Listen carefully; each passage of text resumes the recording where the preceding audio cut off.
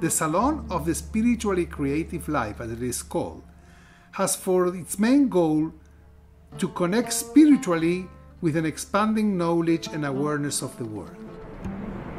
We felt so happy and brave because people really thought we were crazy, our young friends as well as my parents and people like that, to put our money, which was our significant investment, into a place that probably nobody else on earth would ever want to buy. Even the real estate man said, "You must be crazy. You must go and take a sleeping bag and sleep there and see how noisy it is at night. You must," they just, we were so, we followed our own instinct. We just felt this was ours. Your bliss. We did. Bliss.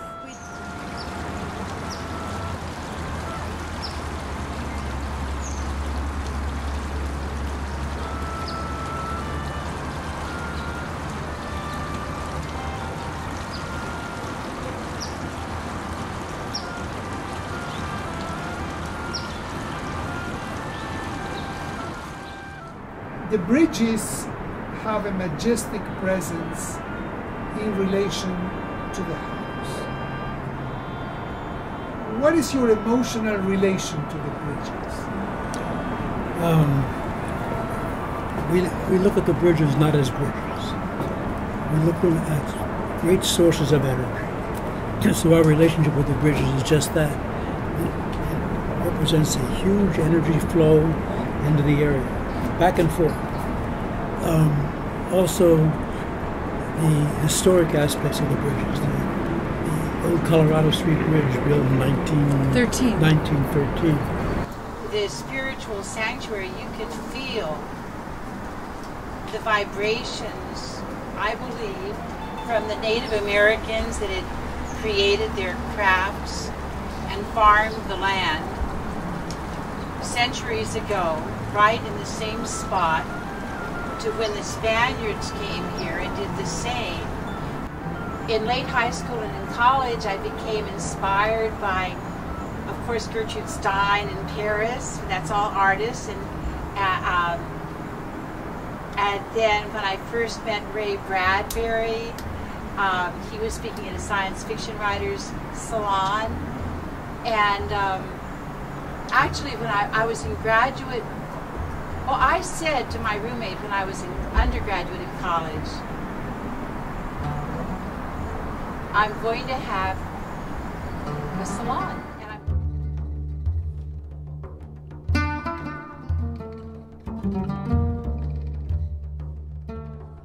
The salon is an Italian invention of the 16th century that flourished in France throughout the 17th and 18th centuries. It was predominantly the creation of aristocratic women that during the Age of Enlightenment evolved into intellectual hubs of an ambitious middle class.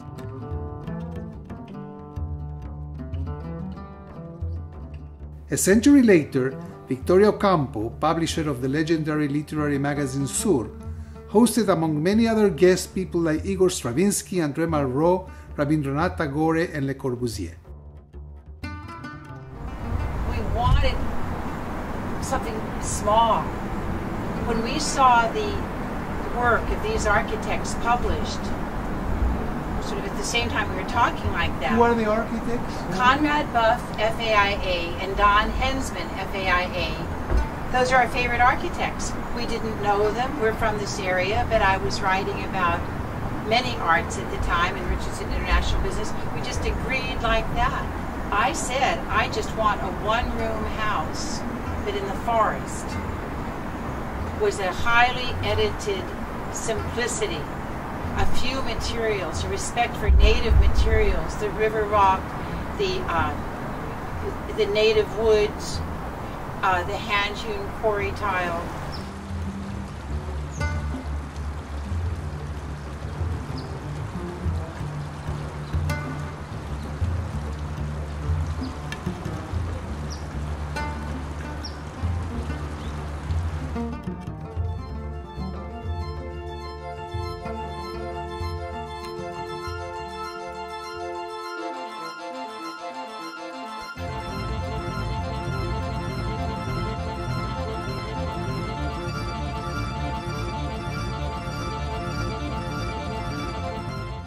It's wonderful.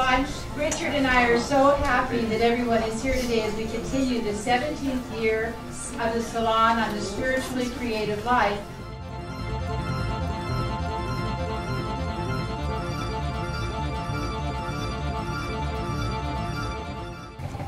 Hello, I'm Peter Doms. I'm in the Mars Exploration Program. Yes. My name is Eric Lloyd Wright. I'm a third-generation architect and very dedicated to the whole family architectural cause, what we call organic architecture. Hello, I'm Chris Sladoff. I'm a sculptor, and I owe so much to Carol and Richard and the Salon. I'm the designer Of fashions. Is that one of them, Jaga? Yeah. Yes, I can tell. And the wonderful earthy colors. Thank you.